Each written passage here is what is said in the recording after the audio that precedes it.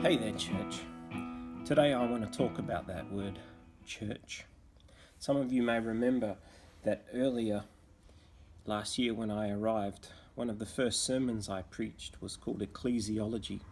And I explained that when you read that word, church, in your New Testament Bible, what you are actually seeing is the translation of the Greek word Ekklesia.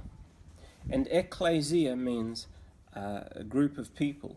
It literally translates to those who are called out. And they are called out for a gathering, some sort of purpose. That means the church is not, as many of us might think of it, a building. We, at the moment, can't meet in a building. We can't meet on a Saturday morning in that building and do the traditional church service as we know it.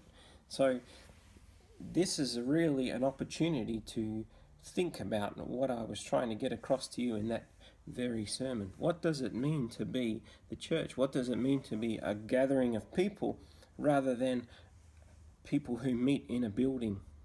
And I also challenge you with the idea that, church is not just something that happens on a Saturday morning. It's not just the show that happens from 11 o'clock to 12 o'clock. Some people have called it the 3-hymn sandwich. I love singing hymns and I love coming together, but there's got to be more to being the church than just meeting on a Saturday morning. And you may also remember during that sermon I challenged you to actually stand up and look at one another. And I posed the question, are you committed to coming here every Saturday morning, or are you committed to the people around you?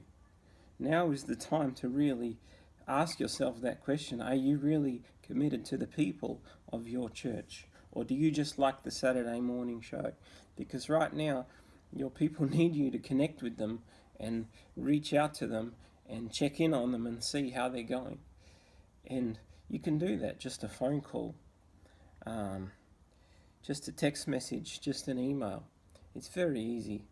It's very easy.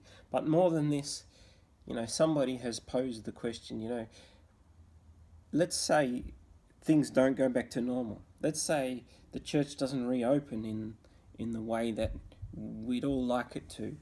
What's that going to mean for us? How are we as a church family, as an ekklesia, as a group of people called out, how are we going to move forward as a church? What's that going to look like?